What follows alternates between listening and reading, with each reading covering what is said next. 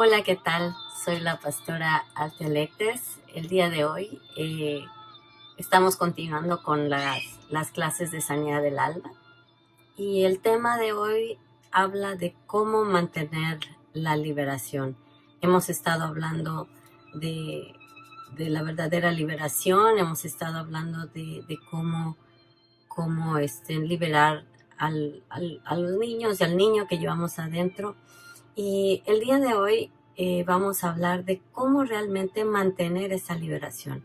Hay lineamientos que tenemos que seguir para para que eso que conseguimos en libertad se mantenga a lo largo de nuestra vida. Entonces vamos a comenzar y quisiera hacer una oración. Padre Santo, te damos gracias por este día. Gracias por esta clase, gracias Señor, porque en tu palabra nos das la pauta de todo lo que debemos y podemos hacer en tu nombre.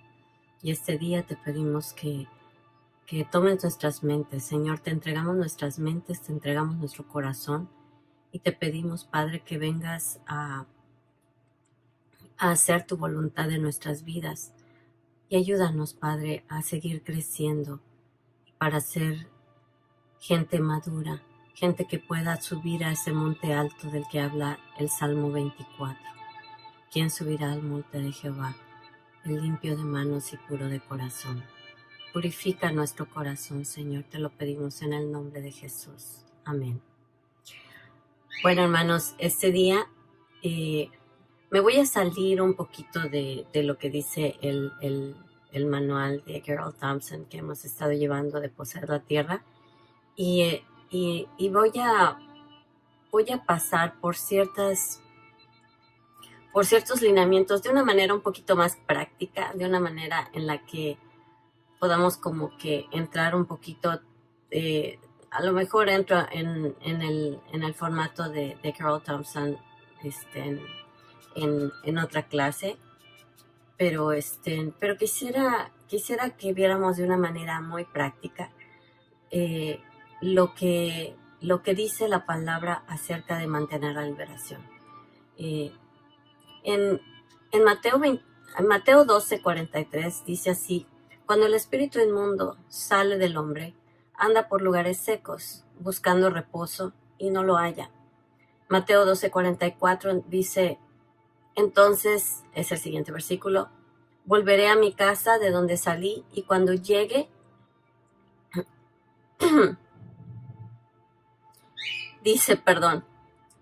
volveré a mi casa de donde salí, y cuando llega la halla desocupada, barrida y adornada. Entonces va y toma consigo otros 7 espíritus peores que él, y entrados moran allí, y el postrer estado de aquel hombre viene a ser peor que el primero. Así también acontecerá a esta mala generación. Entonces, los principios de los que voy a hablar ahorita son principios que queremos aplicar para que esto no se dé. Queremos aplicar estos principios para que la libertad sea permanente. Mientras nosotros apliquemos estos principios, vamos a continuar en nuestra libertad y vamos a seguir creciendo. Entonces, el primer principio es que Jesús tiene que ser dueño absoluto de tu vida. Y por favor vayan tomando nota. Ese es el punto número 1. Jesús tiene que ser el dueño absoluto de tu vida. Toda área en la que Jesús no tiene señorío de tu vida, esa área será pertenencia del enemigo, será pertenencia del diablo con derechos legales. Entonces, en Juan 14:15, volvemos a la escritura que ya hemos visto antes, dice, si me amáis, guarda mis mandamientos, y yo rogaré al Padre, y Él os dará otro consolador para que esté con vosotros para siempre. Entonces tenemos que guardar los mandamientos de Dios. Si nosotros le amamos, Él nos dice, si me amas, guarda mis mandamientos. Y les recuerdo, el primer mandamiento es amarlo a Él. Y el segundo más importante, que implica la trilogía del amor de la que hablamos, que amemos a nuestro prójimo como a nosotros mismos. al Padre, a nosotros mismos, para poder amar a nuestro prójimo. Entonces, el punto número 1 es que Jesús tiene que ser el dueño absoluto de tu vida. Tienes que entregarle tu vida, tienes que amarlo con todo tu corazón, con toda tu alma, con todas tus fuerzas, y a tu prójimo como a ti mismo. Ese es el camino que debemos seguir, y eso es lo que debemos buscar, que Él sea el dueño absoluto. No hay otra salida. Punto número 2. Ser llenos del Espíritu Santo continuamente. Efesios 5:18 dice: no os embriaguéis con vino en lo cual hay disolución, antes bien sed llenos del Espíritu, hablando entre vosotros con salmos, con himnos y cánticos espirituales, cantando y alabando al Señor en nuestros corazones.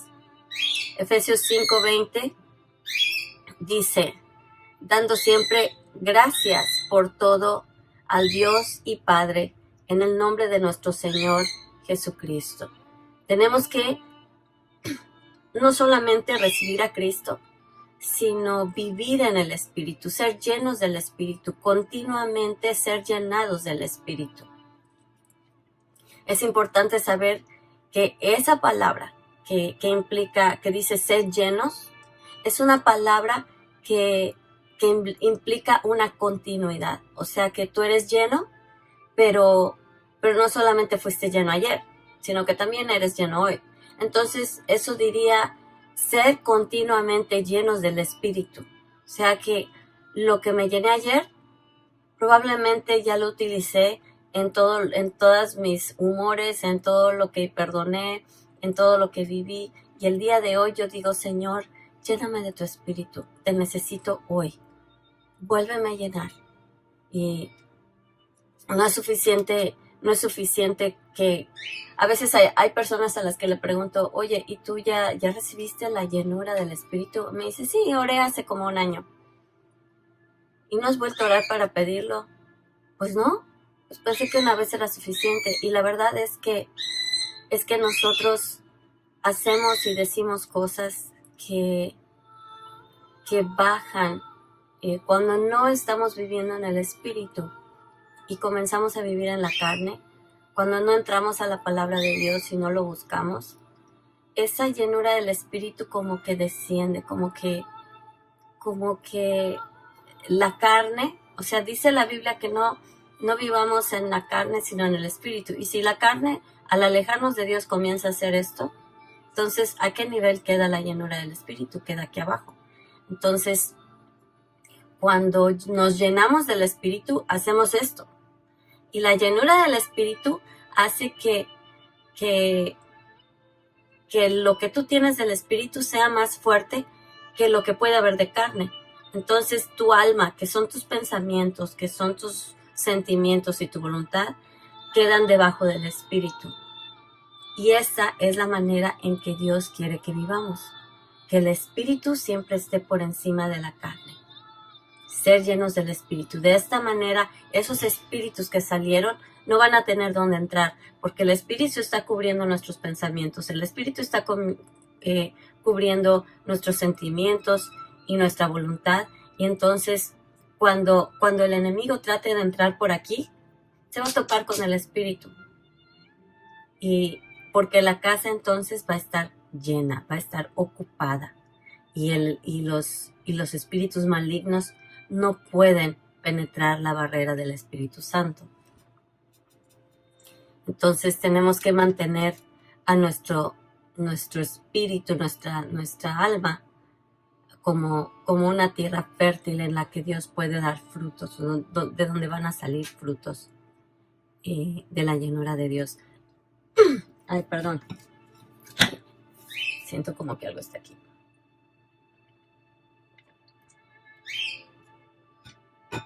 Punto número 3.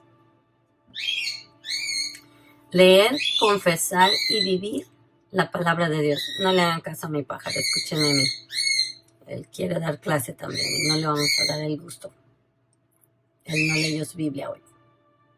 Bueno, el punto número 3 es confesar y vivir la palabra de Dios. La palabra debe salir de nuestros labios pues de la boca bendecimos y maldecimos. Y al confesar la palabra, estamos asentando en el mundo espiritual la verdad y los propósitos de Dios para nosotros, para nuestra vida, y vamos cancelando las mentiras del enemigo. ¿Qué fue lo que le dio? Hemos hablado en las otras clases, ¿qué fue lo que le dio el derecho al enemigo legalmente para estar en nuestra vida? Nuestro pecado, nuestros pensamientos o la manera en que obedecemos pensamientos que están llenos de mentiras acerca de Dios, de nosotros mismos y de otros. Entonces, la palabra dice que conoceremos la verdad y la verdad nos hará libres. Entonces, la verdad de la palabra rompe y destruye las mentiras que han habido en nuestra mente a lo largo de nuestra vida. Y entonces es como vamos a mantener esa libertad. Porque el enemigo es el padre de la mentira y él a lo que viene es a tratar de penetrar mentiras en nuestra mente de tal manera que vivamos con base a una mentira y vivamos una vida nula de poder, una vida en la que no nos atrevemos a levantarle la mano al enemigo porque ay, ¿qué me va a pasar? Y tenemos miedo y una vida en que creemos las cosas erróneas acerca de Dios y acerca de los demás y acerca de nosotros mismos. Son mentiras que el enemigo ha querido implantar. Y la única manera de ser libres es a través de la palabra, a través de la verdad de Dios en nuestras vidas. Entonces tenemos que leer, confesar y vivir la palabra de Dios. El punto número 4 es que tenemos que cubrirnos con la sangre de Cristo y ponernos diariamente nuestra armadura. Y al decir que ponemos nuestra armadura, nos ponemos nuestra armadura, no estoy diciendo que hagamos un rito en la mañana, nada más para decir que oramos para ponernos la armadura, sino que vivamos esa armadura. En la clase de la armadura, la armadura que vimos anteriormente, que a propósito no la he podido grabar en este ciclo, está, si ustedes quieren ver la clase de la armadura está en la página de Casa del Padre. En este momento no la he podido grabar aquí. La di en la iglesia y la grabamos. Entonces, si quieren ver la clase acerca de la armadura, ahí está, en la página de Casa del Padre. Pero en fin, en esa clase lo que enseñé es que la armadura no es una oración que se hace diario, es un estilo de vida. Tú puedes orar 500 veces para ponerte la armadura, pero si no tienes el yelmo de la verdad que te dice, que es el yelmo de la salvación, que cuida tus pensamientos, que sabes que eres salvo, que tú sabes que tu vida fue pagada por Cristo, tu salvación ya fue pagada con un precio. Si no vives en esa seguridad de Dios, tú vas a ir por la vida dudando de quién es Dios y realmente lo que hizo por ti. Tienes la coraza de la justicia que significa una vida recta. No es, ay, yo soy justo y esto es justo y esto no es justo. No, se trata de la palabra que en inglés es la palabra righteousness, que significa una vida recta. Entonces, vimos en la clase de la armadura que la coraza de la justicia es una manera de vivir que pasa el examen de Dios, las pruebas de Dios en cualquier momento. ¿Qué pasa? Que si Dios examina mi boca, no va a encontrar ninguna palabra mala. Que si Dios examina mis pensamientos, no va a encontrar pensamientos de maldad. Que si Dios examina mis actos, no va a encontrar actos de maldad en contra de mi prójimo y ni siquiera de mí misma. Que si examina mi corazón, va a encontrar pureza.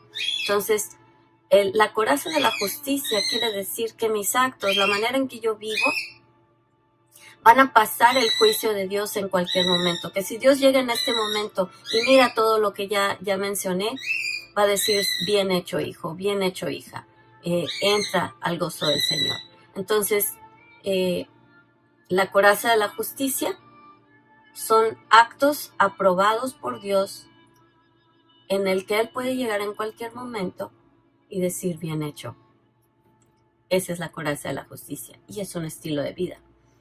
El cinturón de la verdad, que es la verdad, es la palabra de Dios.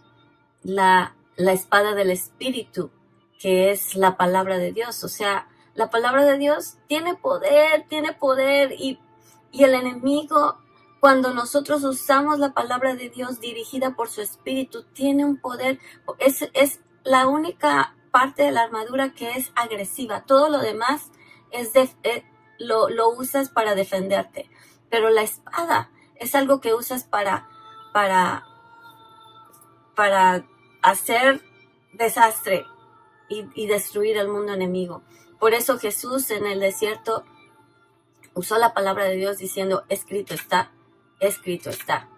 Y si tú tienes suficiente palabra de Dios dentro de ti para decir, escrito está, el enemigo no va a poder agarrarte por sorpresa ni en la curva.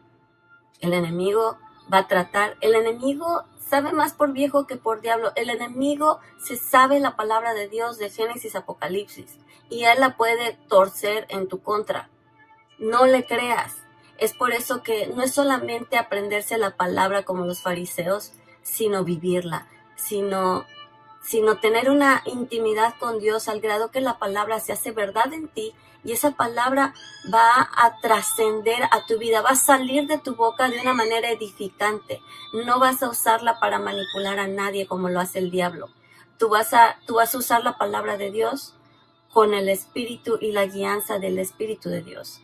Entonces, tenemos el escudo que es nuestra defensa en contra de todos los dardos del enemigo, ¿sí? Y los dardos del enemigo, a lo primero que atacan es a nuestra mente. Los dardos del enemigo tienen una estrategia, tienen como que un veneno inteligente, porque con ese veneno atacan tus pensamientos, atacan la manera en que quieren influir en la manera en que te sientes. Cuando esos dardos traspasan y tú aceptas esos dardos de mentira en tu mente, entonces esos dardos penetran el corazón. Es que como el veneno inteligente puede entrar por la mente, pasa a tus sentimientos, porque lo que pensaste afectó tus sentimientos y últimamente afectan tus decisiones, porque de acuerdo a cómo te sientes, tomas decisiones. Por eso no debemos tomar decisiones en momentos de crisis. No debemos tomar decisiones a largo plazo en momentos de crisis. Hay decisiones de emergencia como que me caí, necesito ir a urgencias porque me corté profundamente, etcétera, etcétera. Son urgencias. Pero decisiones de qué voy a estudiar, decisiones de a dónde me voy a mudar a vivir, decisiones. Y muchas veces la gente toma decisiones en un arranque de sentimientos de frustración, de miedo, de frustración, y decide mudarse a otro lado a vivir, llevarse a sus hijos, llevarse a toda su familia, y cambia la vida y muchas veces no para bien del resto de su familia, y todo por un arranque. No debemos ser así. Entonces, el enemigo trata de lanzarnos dardos para influenciar nuestras decisiones y quitarnos de nuestro destino. No dejemos que lo haga. Y así podemos ir por toda la armadura. La oración es parte de nuestra armadura y nos dice la palabra que oremos en todo tiempo. Entonces, debemos vivir cubiertos con la sangre de Cristo, con la armadura bien puesta como estilo de vida. Y ya me alargué en este punto porque es muy importante, pero es algo que debemos hacer todo el tiempo. Y el punto número 5, creo que lo incluí en lo que acabo de decir, que es resistir y rechazar todo pensamiento del enemigo que él constantemente quiere mandar a nuestra mente. Y como les dije, o sea, el enemigo trata de influenciarnos externamente, porque Él no es omnisciente, ni es todopoderoso, ni es omnipresente. Entonces, Él manda sus achichincles para influenciar nuestros pensamientos y nos empieza a decir, ya viste, nadie te quiere, cómo te hicieron a un lado, ya viste, la pastora no te habló, le caes mal, ya viste. Y nos empiezan a murmurar y son dardos que entran a nuestra mente, susurros del enemigo, que entonces, si los empezamos a entretener, nos distraen y nos quitan el enfoque de nuestra vida de oración y de lectura de la palabra y no permiten que realmente demos frutos de lo que leemos y de lo que recibimos en nuestro tiempo de oración. Y el enemigo, cuando hemos sido liberados, cuando un espíritu que estaba en nuestra vida, logramos que se fuera, hemos recibido esa liberación, el enemigo trata de atacarnos diciendo, nada pasó, todo sigue igual, ya viste, todo va a regresar a como estaba antes. ¿Y qué hacen esos pensamientos? Esos pensamientos le restan poder y te llenan de mentira. Te mienten acerca de Dios, porque Dios, cuando mandó a su Hijo, lo hizo para hacer un trabajo completo, para destruir toda obra del enemigo. Y si el enemigo quiere decirte que no pasó nada, que la oración que hiciste, en la que le diste el señorío a tu vida, la oración en la que fuiste liberado de ese demonio, de ese espíritu, la oración en la que tú fuiste liberado y ese espíritu, no sé, el espíritu de adulterio, de fornicación, lo que sea que haya estado dominando tu vida, el miedo, todo lo que se fue en tu ministración de liberación, el enemigo va a tratar de decirte que no pasó nada. El enemigo va a tratar de decirte que todo regresa a la normalidad. Y no le vamos a hacer caso. No le vamos a hacer caso. Vamos a pararnos en la palabra y vamos a rechazar todo pensamiento. Y vamos a hacer como dice la palabra. Vamos a usar la palabra para derribar toda fortaleza. ¿Y qué son las fortalezas?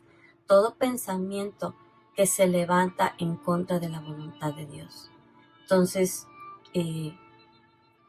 probablemente de lo que antes te agarraba el enemigo, él mismo lo va a volver a querer edificar de nuevo. No, ya perdí el lugar de donde me agarraba. Vamos a ver si logramos que lo vuelva a construir. Y te empieza a bombardear con pensamientos diciéndote, no, ¿ya viste?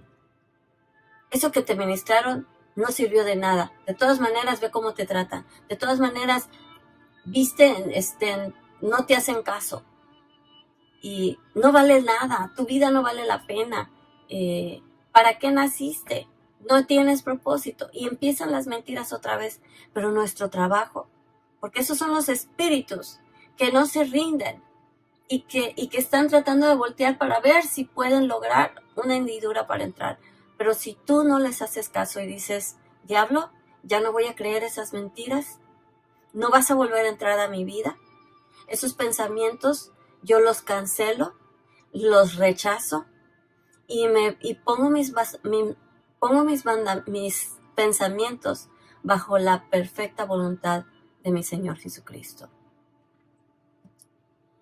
Al controlar la mente de esa manera, el enemigo cada vez va a perder más oportunidades de que tú vuelvas a sembrar la semilla y vuelvan a salir las raíces que ya habías arrancado. No permitas que esas raíces se vuelvan a dar. Nuestros pensamientos tienen la capacidad de agarrar una semilla de maldad o de injusticia y plantarlas de nuevo y que creen raíces de amargura. No lo permitas. No lo permitas.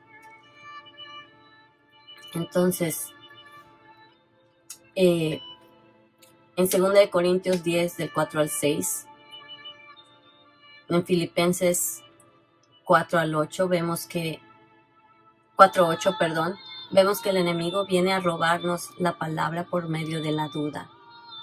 Entonces, no dejemos que la duda invada nuestra mente y nuestros corazones.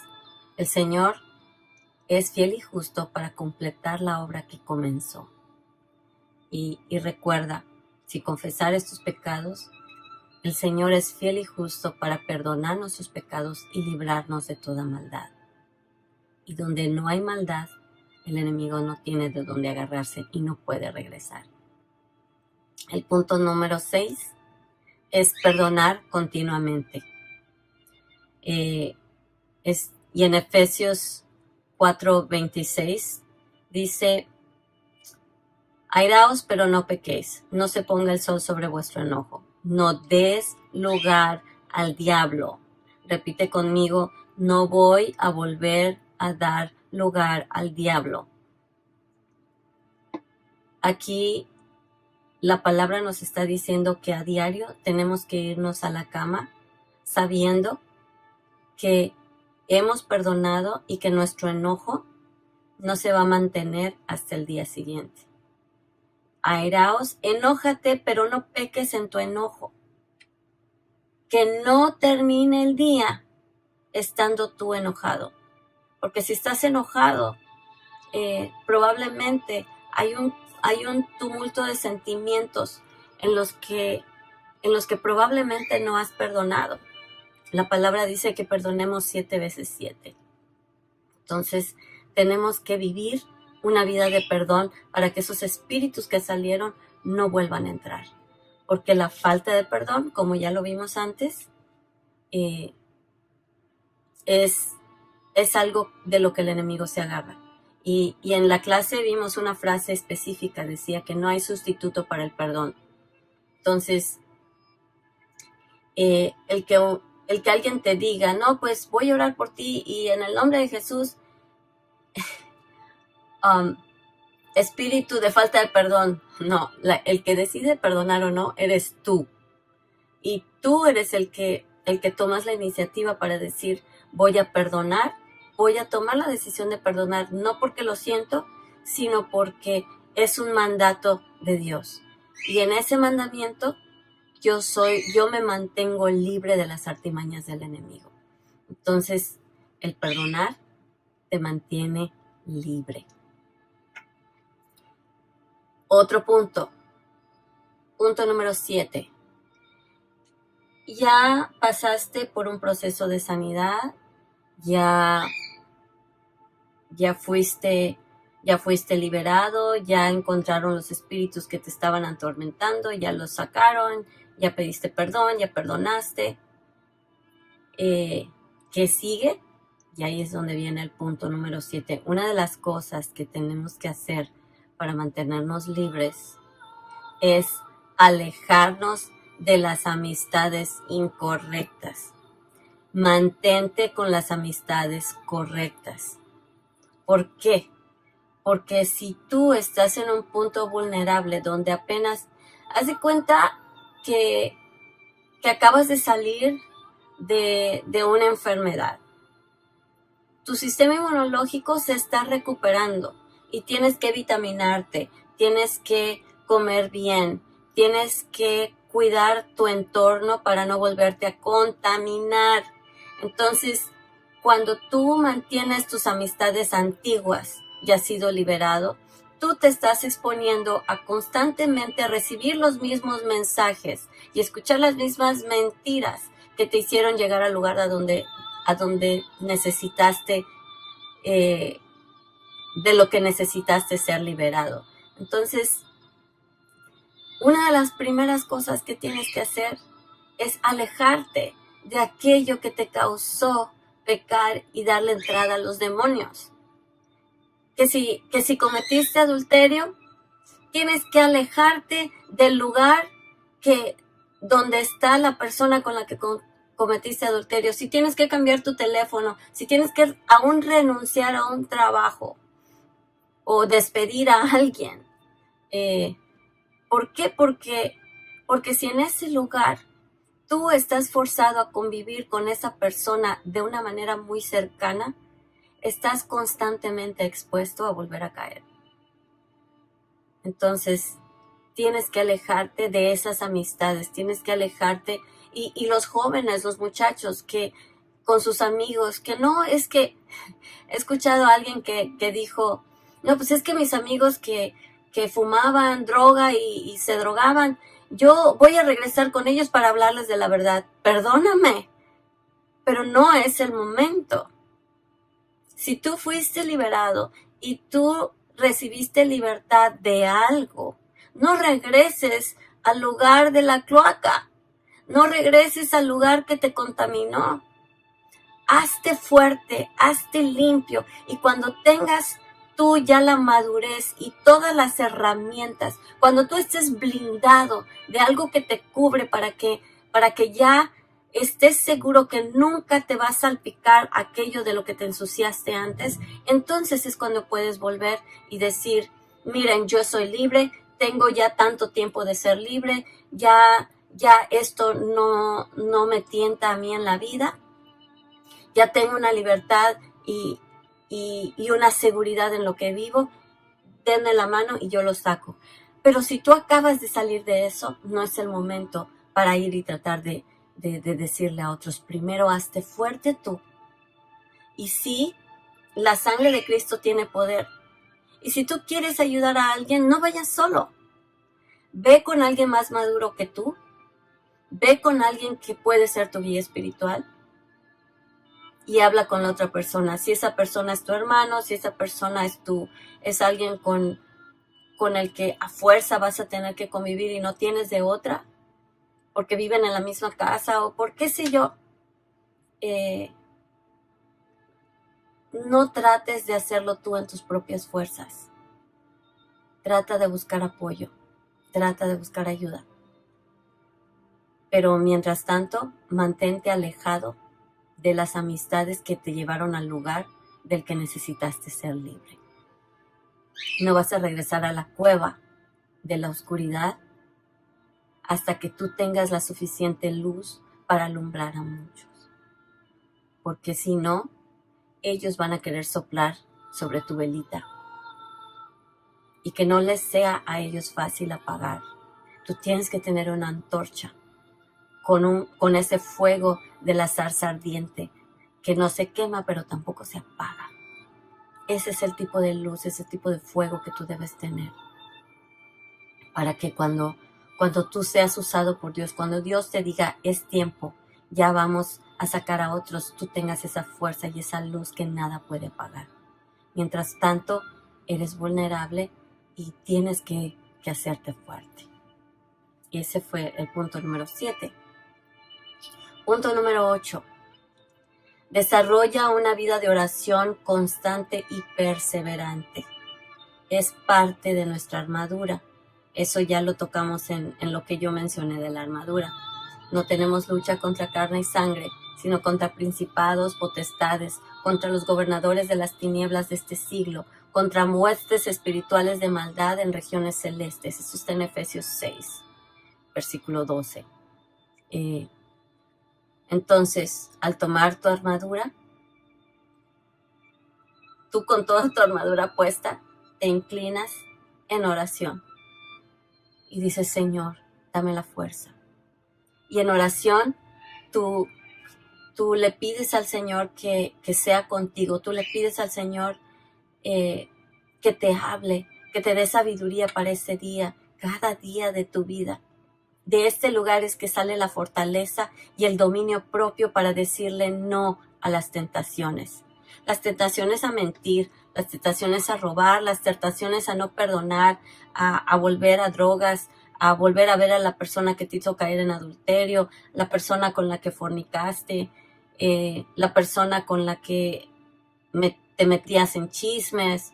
No sé cuál era tu vida anterior. Y hoy en día, por ejemplo, tenemos una situación donde hay videojuegos que vuelven a la persona adicta.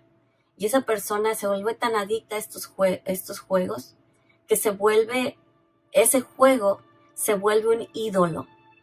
Se vuelve un ídolo cuando tú no estás dispuesto a pasar 20 minutos, 15 minutos, media hora con Dios, pero estás dispuesto a pasar 2, 3, 4, 5 y 6 horas en un juego que te quita todo el resto del día, tienes un ídolo. Y si tú no desechas a ese ídolo de tu vida, ese ídolo te va a volver a alejar de Dios. Y probablemente en esos juegos llega el momento en que estaba yo, por ejemplo, checando este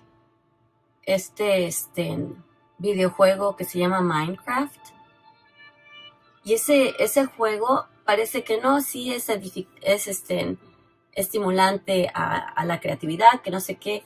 Pero llega un momento en que hay unos niveles que hacen conjuros y están invocando a demonios. Y yo me quedé así, porque se ven así como legos y se ven cositas, pero luego empecé a ver que tienen hasta tutoriales de cómo invocar a ciertos demonios para que vengan a tu juego. Entonces dime, o sea, el enemigo es muy astuto y comienza a meterte cosas. Cuando te das cuenta ya lo hiciste, cuando te das cuenta ya invocaste, cuando te das cuenta y todo comenzó como algo, pero ¿qué pasó? Que le entregaste tu tiempo, le hiciste un altar, se volvió un ídolo y por lo tanto ese ídolo te tomó la mente y no te permitió ver con sabiduría y con discernimiento, porque le dedicaste más tiempo a eso que a tu vida con Dios. Aguas. Una de las cosas muchas veces de las que nos tenemos que alejar son ese tipo de cosas. Y lo digo aquí porque hay muchos adultos que son adictos a este tipo de cosas. Aguas. Entrégale a Dios todo. Bueno, pero estaba hablando acerca de lo que es la vida de oración. Cuando tú tienes una vida de oración, tú constantemente te estás poniendo bajo la cobertura de Dios. Tu vida de oración no solamente son los 15, 20 minutos que tú pasas en tu devocional. Tu vida de oración es una vida constante, es una vida en que tú hablas con Dios cuando manejas, hablas con Dios cuando estás en el autobús, hablas con Dios cuando estás cocinando, hablas con Dios. Tu vida de oración no para en el momento en que te subes de tus rodillas un rato en la mañana. Tu vida de oración es una vida constante.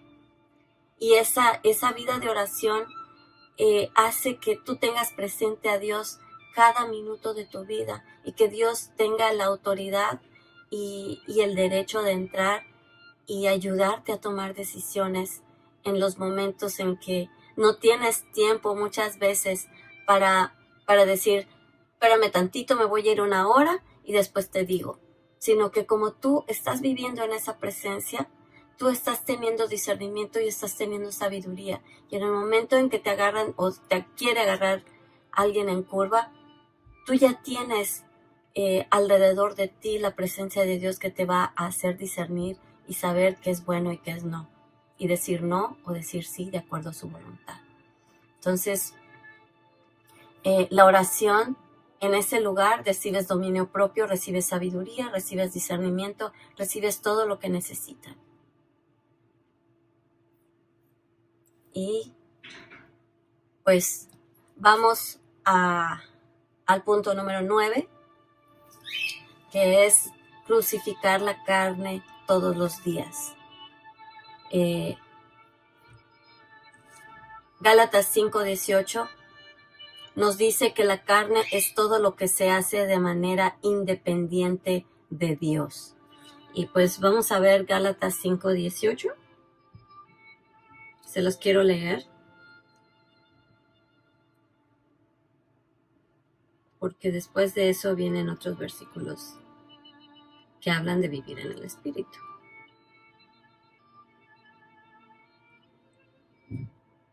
Dice, en la versión PDT, dice, pero si se dejan guiar por el Espíritu, quedan libres de la ley. permíteme, voy a ir al 17.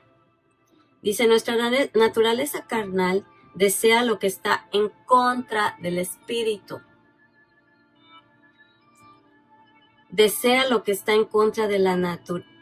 Y el espíritu desea lo que está en contra de la naturaleza carnal. O sea, son dos fuerzas totalmente opuestas. Los dos se oponen y por eso resulta que ustedes no están haciendo lo que realmente quieren. Pero si se dejan guiar por el espíritu, quedan libres de la ley. O sea, quedan libres de lo que dice la ley que es pecado.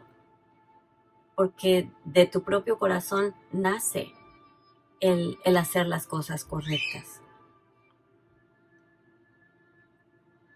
Y pues luego habla en el versículo 19, dice, y en adelante, dice, está muy claro que las cosas que hace nuestra naturaleza carnal son la inmoralidad sexual, la impureza, el descontrol, la idolatría, participar en brujerías, odio, discordia, celos, iras, rivalidades, peleas, divisiones, envidias, borracheras, parrandas y otras cosas parecidas.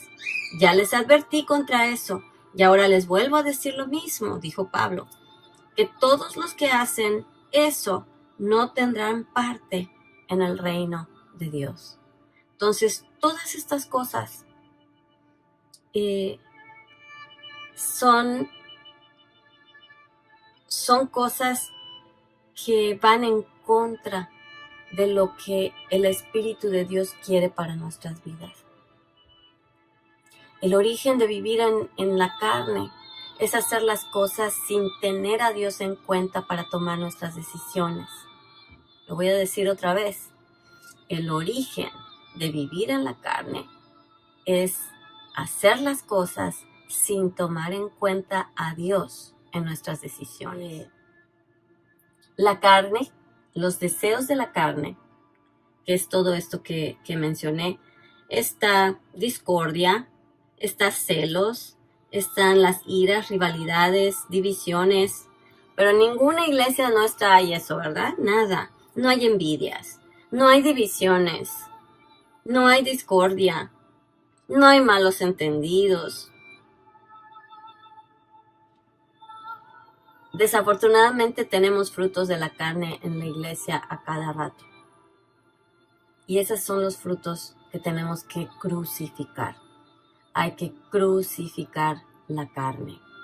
Hay que traerla a la cruz. Un demonio no se crucifica. La carne se crucifica. Entonces, el chisme solamente atrae un chisme de demonio cuando tú chismeas. Cuando tú te vuelves chismoso, tú tomas la decisión de seguir un chisme. Eso atrae al espíritu, pero el espíritu de chisme no lo vas a crucificar. Lo que vas a crucificar es tu vida de chisme.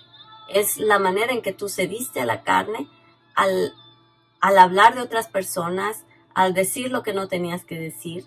Fue una decisión tuya. Es algo que está en tu carne y por lo tanto tú lo tienes que crucificar. Y después le puedes decir al espíritu que se vaya. Entonces, tú tienes que vivir una vida en la que crucificas la carne, en la que tú puedes decir, como dice Gálatas 20:20, ya no vivo yo, sino Cristo vive en mí. Y la vida que ahora vivo en la carne, en este cuerpo de carne y hueso, la vivo en la fe en el Hijo de Dios. Ya no vivo yo. Aquí dentro de este caparazón que tengo aquí, ya no vivo yo, sino Cristo vive en mí. Y la vida que esta carne, estos huesos viven, la viven en la fe en el Hijo de Dios. Punto número 10. Tenemos que congregarnos. Tenemos que ser parte del cuerpo de Cristo. Debe ser un hábito el congregarse para todo cristiano. Mientras estamos congregándonos y bajo cobertura de nuestras autoridades, el enemigo no puede atacarnos sin toparse con guerra. La casa donde nos congregamos tiene protección y es un lugar de edificación y crecimiento. Hay personas que te cubren la espalda. Es una guerra espiritual. Por eso veíamos antes la escritura que decía nuestra batalla no es contra carne y sangre, sino contra principados, potestades. ¿Qué haces tú solito tratando de pelear en contra de todos esos demonios? No puedes. Tú solo no puedes. Por eso somos un cuerpo. Por eso nos necesitamos los unos a los otros. Cuando tú te congregas, tú eres parte de un cuerpo. La Biblia dice que somos diferentes partes, somos con coyunturas. La coyuntura viene a ser el sacrificio de Cristo que nos une a todos. Y en esa unión, esta mano puede rascarme cuando tengo comezón. Estos ojos pueden ver el camino para que mis pies no se tropiecen. Mi cabello se ve como está ahorita porque mis manos lo peinaron.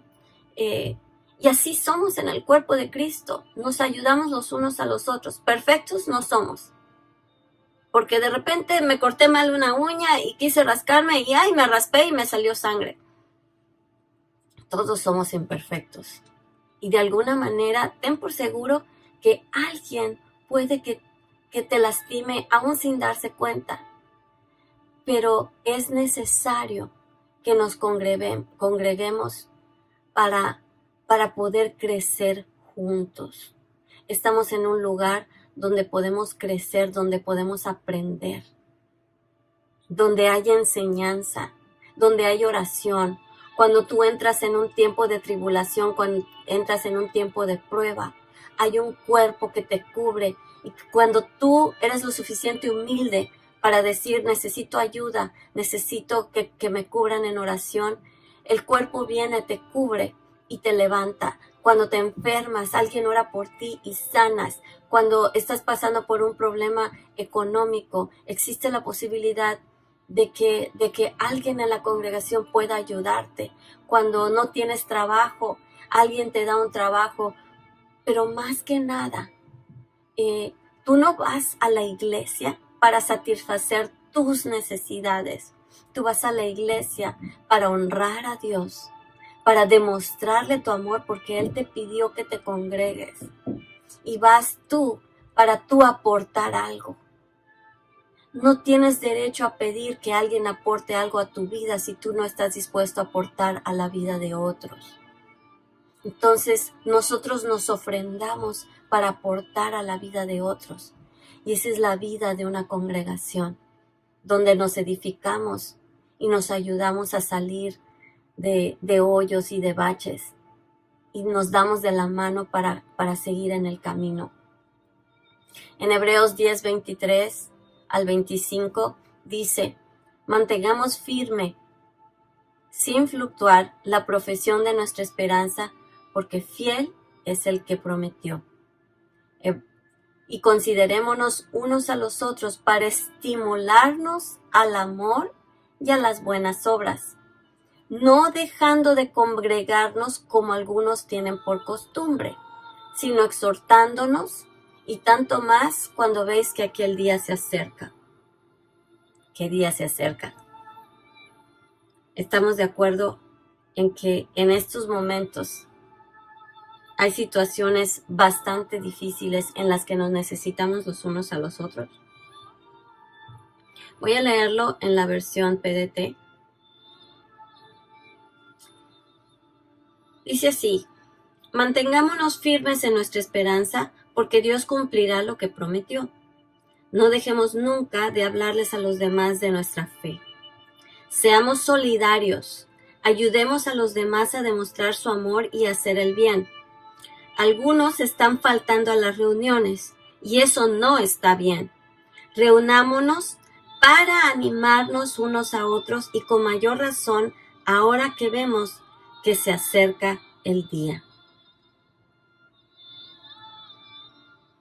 Entonces, el congregarnos es algo que nos mantiene cerca, que nos mantiene dando cuentas a Dios y a nuestros hermanos de una vida que necesita de otras personas para mantenerse libre.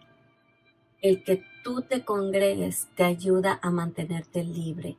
Las personas que han recibido liberación y no se congregan, generalmente acaban de regreso en el lugar, no solamente en el lugar de donde salieron, sino peor. ¿Por qué? Porque no hubo un nido que los acogiera, no hubo un maestro que les enseñara, no hubo alguien que los alimentara con la palabra, no hubo alguien que les enseñara a estar llenos del Espíritu para que esos espíritus no regresaran con 7 más fuertes que él. El que tú te congregues hace que tu libertad se prolongue cada día, cada día, cada día. Porque si tú eres lo suficiente humilde para reconocer que necesitas ayuda, la ayuda viene. Y la ayuda viene aún de las personas que menos te imaginas. Puede ser que tú seas un magnate de mucho dinero y la ayuda que te va a salvar de los demonios venga de un afanador, de una persona que probablemente no tenga el dinero que tú tienes, pero tiene 10 veces más sabiduría en la palabra de Dios que tú y te puede llevar a lugares que te van a edificar grandemente.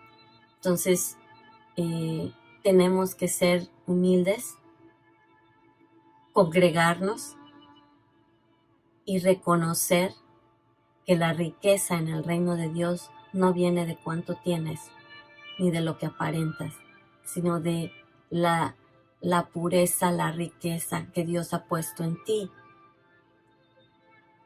que es lo que la gente se va a llevar al cielo cuando el Señor nos llame a su presencia. Cuando el Señor te llame a su presencia, no te va a preguntar cuánto tienes, cuántos carros tuviste, cuántos trabajos, hasta dónde llegaste en la empresa. No te va a preguntar eso. Te va a preguntar cómo derramaste, cómo fuiste conducto del amor de Dios a todos los que te rodeaban. Cómo ayudaste a los que menos tenían. Y cómo cumpliste tu misión en la tierra. Entonces, es algo que tenemos que tener en mente. Y voy a repasar de uno en uno todos los puntos que voy a mencionarlos. Todos estos puntos que acabo de decir. El número 1 es que Jesús tiene que ser dueño absoluto de tu vida. Número 2, tenemos que ser continuamente llenos del Espíritu. Número 3, leer, confesar y vivir la palabra de Dios todos los días. Número 4, cubrirse con la sangre y la armadura de Dios. Número 5, resistir y rechazar todo pensamiento que el enemigo ponga en tu mente. Número 6, perdonar continuamente. Número 7, mantenerse con las amistades correctas y alejarse de las amistades incorrectas. Número 8, desarrollar una vida de oración constante y perseverante. Número 9, crucificar a la carne todos los días. Y número 10, congregarse de una manera constante, regular. Te congregas en la iglesia, en tus células, en tu discipulado. Escúchame bien. Las iglesias, cuando crecen, tú eres parte del crecimiento de una iglesia. Y vuelvo a decir y vuelvo a recalcar. Una iglesia bien organizada y una iglesia que ha alcanzado cierta madurez, tiene líderes que han sido asignados por los pastores para guiarte, para llevarte a la verdad. Si tú no aceptas la guianza de esos líderes, no quieres ir a una célula porque no son los pastores, no quieres ir a un discipulado porque tú solo recibes del pastor. Perdóname, pero eso es una actitud de soberbia. que tienes que traer a la cruz y es un fruto de tu carne y tiene una raíz que se tiene que tratar.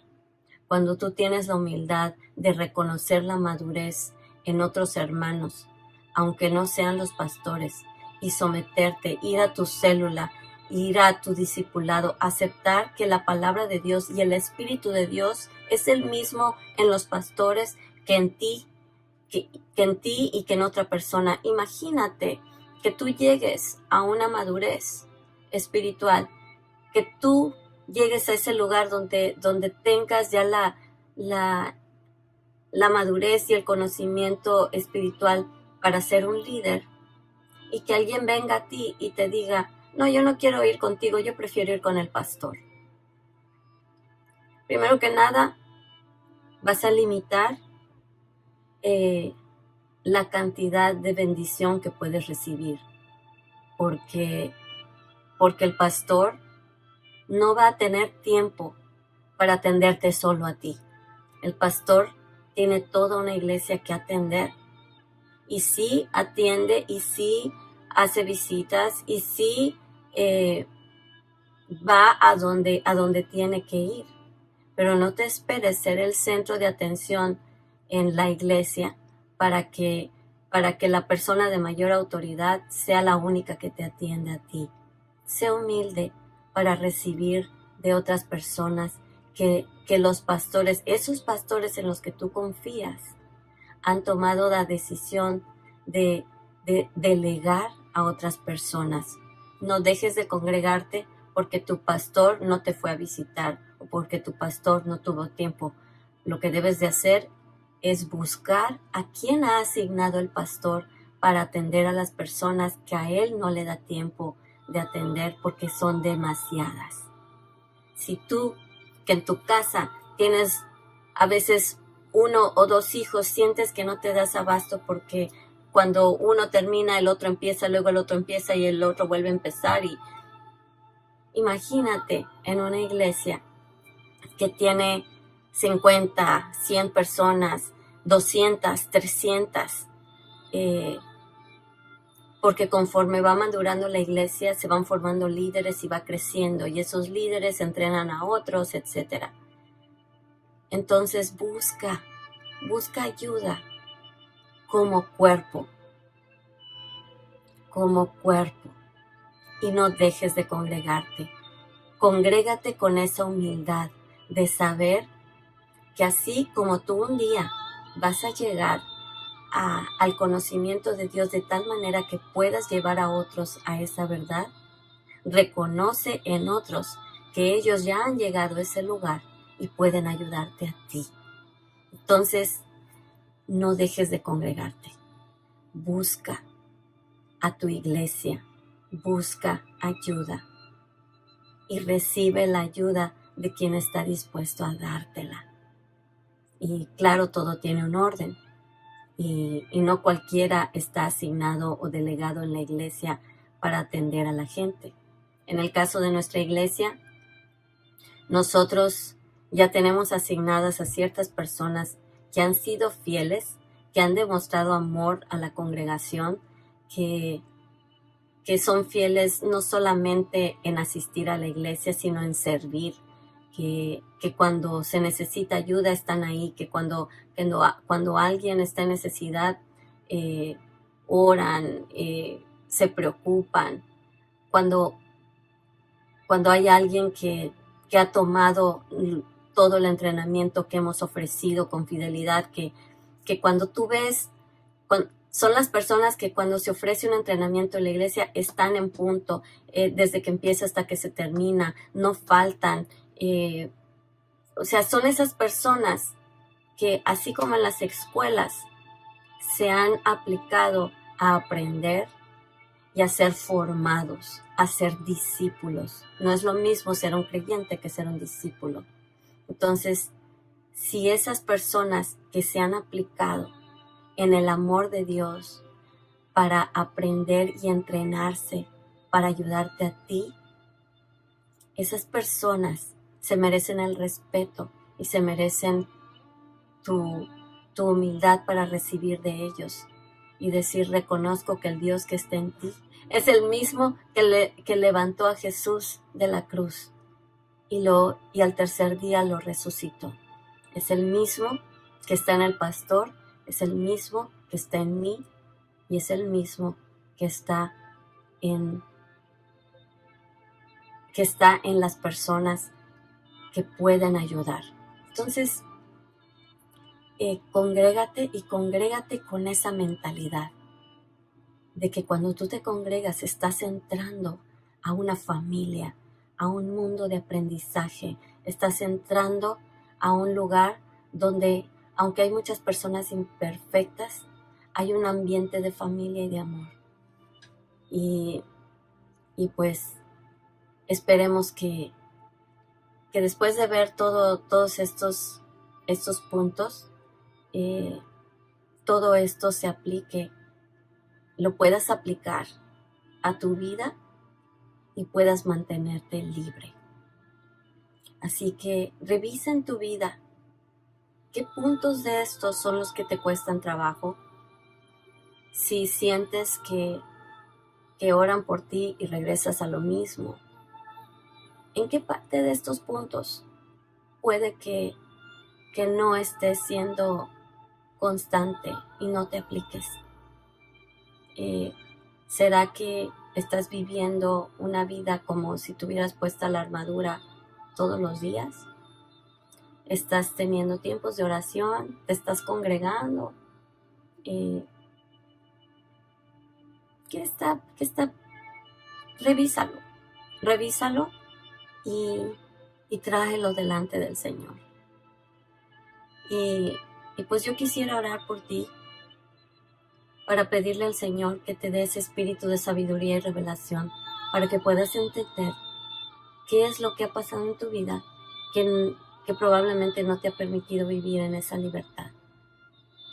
Y al conocer eso, aplicarnos para tratar de cambiarlo y empezar a vivir una vida plena. Vamos a orar. Padre, te doy gracias por este día, te doy gracias por la bendición de poder seguir aprendiendo, de poder seguir yendo a ese camino de libertad. En este momento, Padre, quiero pedirte por cada una de las personas que está viendo esta clase, por cada una de las personas que no había entendido por qué su vida como que estaba dando el círculo y en este momento ha recibido claridad. Yo te pido, Padre, que cada una de las personas que nos están viendo en este momento reciban una nueva llenura del Espíritu. Dile ahí donde estás, Señor, reconozco que no te he pedido desde hace mucho tiempo, que no me he acercado a ti, que he vivido en la carne. Y en este momento yo te pido que vengas a mi vida, que seas tú el que llene mi mente, que llene mis sentimientos, llene mi voluntad. Quiero vivir en el Espíritu y no quiero vivir en la carne.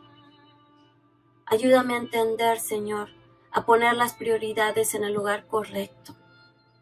Ayúdame a alejarme de las personas que no edifican mi vida y que al contrario me llevan a la tentación y me hacen caer una y otra vez.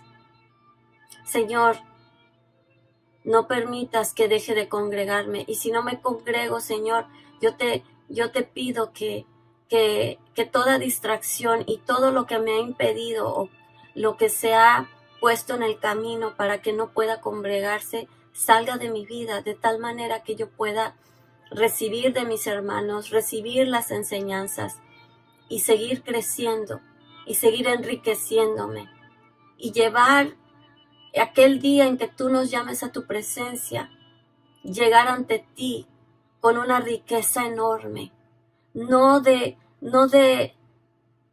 riquezas terrenales, no de dinero, sino de riquezas espirituales, de sabiduría, de amor, de paz, de dominio propio, de perseverancia. Todas esas riquezas, Señor, que son las que tú nos vas a pedir y las que tú vas a cuantificar el día que lleguemos ante tu presencia. Danos la humildad para reconocer los lugares en los que necesitamos cambiar y llénanos de tal manera que tengamos la fuerza para mantenernos libres. En el nombre de Jesús. Amén. Pues muchas gracias. Les bendigo y nos vemos en la siguiente clase. Yo soy la pastora Althea Lecters de la Iglesia Casa del Padre y pues nos estamos viendo en la próxima. Dios les bendiga.